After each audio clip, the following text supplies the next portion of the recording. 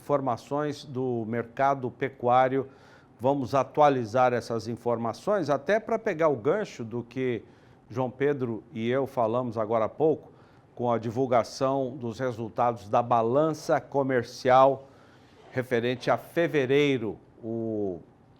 As exportações de carne bovina foram muito bem. Isso tem peso ou não no mercado? Vamos debater esse assunto a partir de agora com o Fernando Iglesias, que é analista de mercado pecuário da agência Safras e Mercado. Fernando, mais uma vez, muito obrigado, muito boa tarde.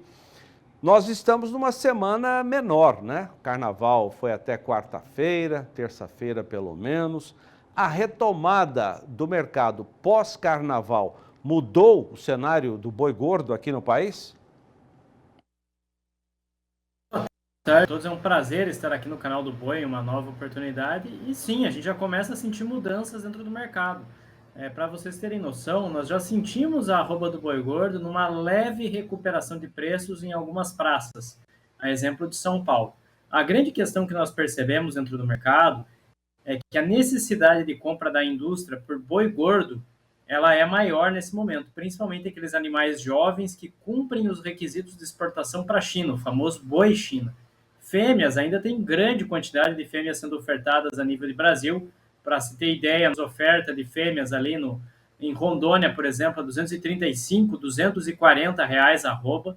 Então, realmente, tem muita oferta de fêmea ainda para o mercado, mas essa vaca de descarte, ela não se encaixa no perfil de exportação para a China.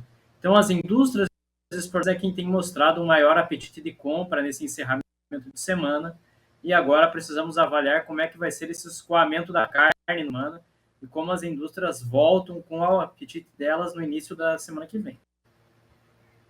João Pedro Cuti Dias está aqui conosco, também vai participar da entrevista. João? Fernando, você sente hoje que as escalas não alongaram, as escalas estão relativamente curtas. Os frigoríficos estão comprando, estão procurando animal jovem, mas também não estão descartando vaca, não. Se tiver oferta de vaca, é isso que tu falou, estão procurando baixar o preço. Essa questão que foi muito badalada na segunda-feira de carnaval, a suspensão dos 3 frigoríficos, isso não afetou em nada a questão de mercado, né? Não chegou a influenciar o mercado por um simples motivo, né? A nível nacional, quando nós pensamos aqui no Brasil, nós temos mais de uma centena de frigoríficos habilitados. Pode impactar a nível regional. Mozarlândia é, de fato, uma praça importante ali nas exportações, na NUC também, mas, de qualquer forma, o Brasil tem mais de uma centena de praças de frigoríficos habilitados, a maior parte deles exporta a carne bovina. Nós temos uma condição muito simples para você redirecionar essas exportações para outras unidades.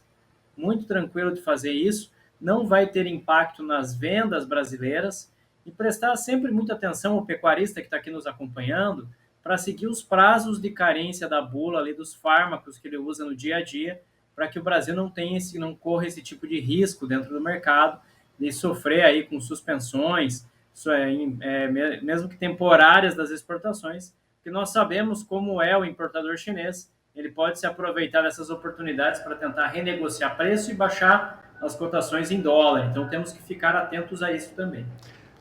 Aqui no canal nós sempre comentamos isso, a preocupação que deve ter o produtor e orientar a sua equipe de trabalho no sentido de evitar. Porque quando o Brasil é o maior exportador, os outros concorrentes nossos estão tudo de olho. Eu lembro que a Irlanda uma vez fez uma missão técnica aqui no Brasil só para falar mal do Brasil, né? Então, isso e também, eles não vão deixar de comprar do Brasil, porém, eles vão usar a pressão para reduzir o preço do preço pago pela tonelada de carne, né, Fernando? Exatamente, nós já vimos esse tipo de estratégia sendo adotada antes pela China. Vocês lembram, nos anos de pandemia, que várias unidades frigoríficas aqui do Brasil tiveram exportação suspensa por por traços de Covid-19 em embalagens. Por mais que Covid-19 não pudesse ser transmitida via embalagem, né, a China usou desse expediente para tentar renegociar contrato, para baixar preço. Ela é muito proativa nessas questões que envolvem segurança alimentar da sua população. Nós temos sempre que lembrar que em negociações bilaterais, os países sempre vão procurar o que vai para os seus interesses, E para a China, como um grande comprador de carne, nada melhor do que baixar preço. Então, eles podem usar qualquer tipo ali de pormenor, qualquer tipo de detalhe para conseguir chegar nesse objetivo. Falando em China, há uns 2 meses atrás foi muito badalada a questão da preocupação interna no mercado chinês a respeito de pressão por parte dos produtores chineses contra as importações, especialmente do Brasil. O Brasil é o grande fornecedor deles. Avançou alguma coisa, aquela questão lá dentro da China, aquela questão a respeito do valor das importações? Bom, nós temos uma investigação em andamento dentro da China. O governo chinês está investigando se de fato essas importações impactam na produção local. Mas realmente, a proteína animal que é vendida, principalmente aqui pelo Brasil, ela é muito mais competitiva quando nós comparamos com os outros grandes produtores de carne. Então isso pode, de fato, estar... Só que essa investigação tem uma duração aí de 8 a 9 meses para chegar ali numa conclusão, para aí sim o governo chinês adotar alguma medida, seja elevar tarifa de importação, alguma coisa nesse sentido. O que é importante nós termos um entendimento aqui? Como eu falei, o governo chinês é muito proativo nas questões que envolvem segurança alimentar da sua população, então ele vai ter que colocar na balança, vai ter que pesar qual que vai ser o impacto de uma potencial retração das importações em relação ao atendimento da sua demanda interna. Então é isso que o governo chinês vai ter que ponderar para ver o que é mais interessante, aumentar as tarifas de importação, correndo o risco de elevação de preços dentro do seu mercado doméstico, ou se realmente eles podem ali adotar tarifas maiores sem penalizando ali essas importações. O que se estima é que eles podem subir essa tarifa de importação de 12% para 20%, mas como eu falei, é uma investigação aí que vai durar 8, 9 meses, nós vamos estar disso só em setembro para entender qual que é a medida que a China vai adotar contra as importações. E outra coisa,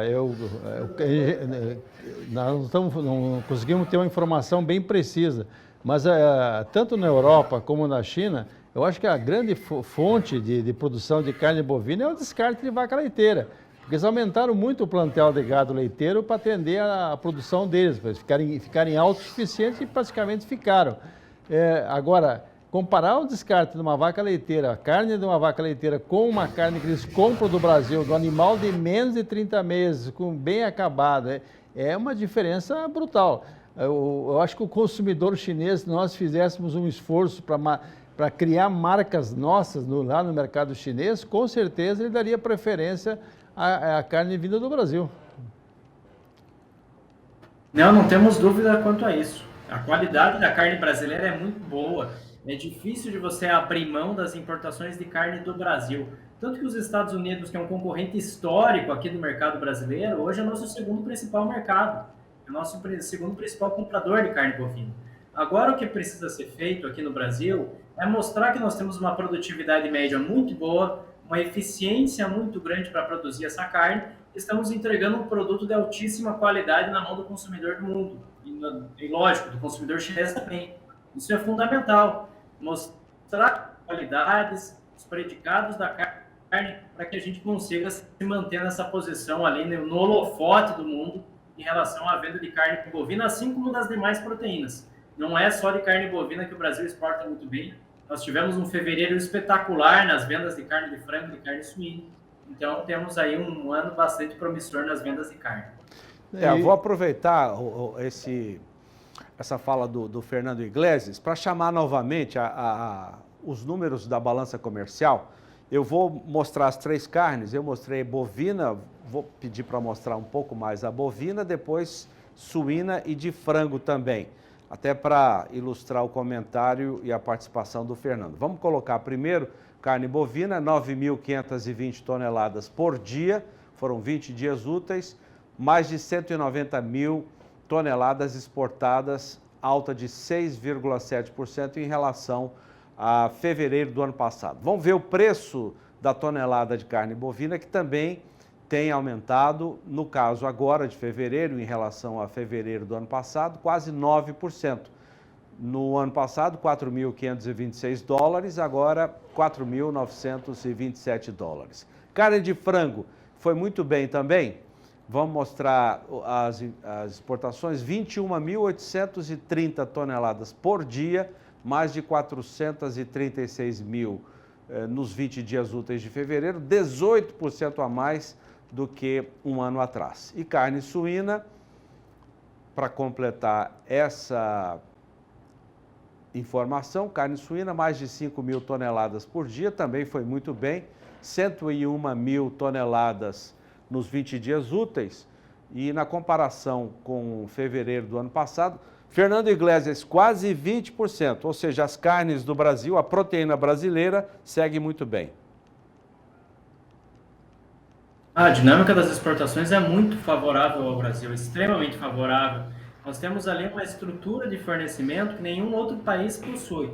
Nós temos escala de produção, nós temos ali também que considerar o entendimento da demanda global, um bom relacionamento com essa demanda. O Brasil se relaciona muito bem com os consumidores ao redor do mundo, apesar daqueles ruídos que nós tivemos que a Europa no passado foi muito alto. E outro aspecto é que nós somos muito mais competitivos em termos de preço. O Brasil hoje é mais competitivo que os Estados Unidos, que a Europa, que a Argentina, que o Uruguai, que a Austrália, que a Tailândia, os principais produtores de carne em escala global. Isso nos coloca numa posição de destaque realmente. E temos também as questões sanitárias, referência global em sanidade animal, em biosseguridade. E isso realmente dá um destaque, coloca um selo de qualidade sobre as carnes vendidas pelo Brasil. Fernando, um outro item que hoje se fala muito no mundo é a questão da mudança climática. E querem culpar o boi por parte do aquecimento global. Tem uma participação de 5% a 6% no carbono que se coloca na atmosfera, mas o Brasil é um país, é um dos poucos países que tem um boi que tem uma pegada de carbono menor. Porque se você olhar a questão, vamos pegar na região tropical nossa aqui, você tem a produção de forragem, tanto na parte aérea como na parte de raízes, é muito grande. Você tem uma fixação desse carbono que, porventura, o animal tenha emitido. E você também tem uma atividade microbiana muito forte. Aqui, nessa época nossa aqui, você não vê uma placa de esterco ficar mais que 12 horas em cima do solo. Os besouros enterram ela. Eu acho que o Brasil teria que fazer uma campanha, mostrar ao mundo como nós produzimos ruminante, que é basicamente em cima de capim. Olha, tem que mostrar as coisas da pecuária de corte aqui no Brasil. E nós temos que elogiar também o trabalho de verticalização que muitos pecuaristas fizeram. Hoje, por exemplo, em muitas propriedades, ali principalmente no regime de confinamento, o esterco dos animais acaba virando biofertilizante, biometano. Então, nós temos uma dinâmica de produção que não há mais desperdício. Depois que a gente fala do abate, depois que o animal é abatido, nós temos todo um setor que trabalha com esse abate, que é o setor de reciclagem animal. Então, não há mais desperdício dentro da cadeia pecuária. Tudo vai ser aproveitado de alguma forma. O despojo que sobra ali do abate vira farinha de carne, vira seco bovino, vira couro. Então, nós temos que colocar aqui também, para quem está nos acompanhando, que o bovinos vai muito além da carne. Nós temos 38 setores industriais que dependem hoje do abate de bovinos para poder manter sua produção. A gente pode citar aqui setor automobilístico, que compra o couro para colocar nos automóveis que nós usamos todos os dias, as farinhas de origem animal que entram na ração dos cachorros, dos gatos, o setor bovino, sabão, detergentes, entra também no biodiesel. Então, nós temos uma série ali de produtos que se derivam desse abate, que vão muito além da carne. O desperdício é praticamente inexistente dentro dos bovinos e isso precisa ser exaltado. Sem nem falar que o Brasil pode produzir, aumentar sua produção de carne bovina, de soja e de milho, sem necessariamente aumentar desmatamento. Porque nós já temos aí uma grande área de pastagens já abertas aqui no Brasil e isso permite que o Brasil consiga expandir sua produção de maneira sustentável, sem derrubar uma árvore sequer. Fernando, vamos voltar ao nosso cenário atual. Queda de braço entre a indústria e os pecuaristas. Depois desses episódios, de suspensão de 3 frigoríficos, a entrada da quaresma, a volta do carnaval, a indústria pressionou bastante e segue pressionando. Muitos pecuaristas estão resistindo. E essa pressão da indústria vem mesmo com a redução das escalas de abate. E não muita diferença, não muito impacto negativo no atacado. Como é que você vê essa queda de braço entre os dois elos da cadeia? Olha, a gente já começa a sentir mudanças dentro desse mercado, tá? A gente já começa a perceber uma movimentação diferente no final dessa semana. Algumas tentativas de compra já acontecendo em patamares um pouco mais altos ali em São Paulo. Movemos negócios acontecendo ali até 315 por arroba. Então já começou a ter uma tímida melhora, principalmente para boi gordo. Quando nós olhamos para a oferta de fêmeas, ainda tem muita oferta de vaca de descarte aqui no mercado brasileiro, principalmente na região norte. Então, o frigorífico de mercado interno pode se manter muito bem ali trabalhando com a oferta de fêmeas. Mas para boi gordo, a gente já começa a sentir um pouco de melhora dentro do mercado, um pouco de avanço dos preços, avanço tímido. E realmente, para ter continuidade desse movimento, nós vamos depender aí do escoamento da carne durante a primeira quinzena do mês, que isso pode mudar aí a nossa dinâmica de mercado, possibilitando alguma recuperação dos preços, mesmo que isso aconteça de forma comedida. Então, nós estamos num momento importante dentro do mercado. Semana que vem vai ser decisiva para determinar se os preços vão acabar recuando ou se a gente vai ter algum espaço para recuperação. O mercado de reposição, Fernando, também sente essa pressão? O mercado de reposição sentiu preços mais baixos, mas nós temos que falar aqui sobre a comparação com um ano atrás. Basicamente, nós estamos no momento em que os preços da reposição são muito mais altos se nós comparamos com o mesmo período de 2024. Então, nós tivemos uma elevação de preços, e quando nós falamos de ciclo pecuário, de excesso de inversão, o pecuarista que está aqui nos acompanhando, ele precisa entender que o movimento de alta ele não acontece assim de uma maneira, uma linha reta, né? Numa alta explosiva de preços, oscilações. Em determinados momentos as oscilações vão acontecendo e agora nós estamos sentindo preços ali ligeiramente mais baixos para as categorias mais jovens. Mas ao longo do ano nós vamos ver aí esses preços das categorias mais jovens aumentando de uma maneira mais contundente, em especial durante o segundo semestre, justamente por um descarte de fêmeas que vem acontecendo aí desde 2023 com maior intensidade. Então isso vai gerar efeitos dentro do mercado, vai gerar uma menor disponibilidade de animais de reposição e vai proporcionar a alta de preço ao longo da cadeia. Fernando, essa medida anunciada ontem pelo governo de zerar as tarifas de importação de alimentos, como é que você vê isso? Vai funcionar ou não? Não vai ter efeito prático. Nós não temos efeito prático na alíquota de importação, principalmente para o setor carnes. O parâmetro que eu vou colocar aqui para vocês é o seguinte: de quem o Brasil vai comprar carne?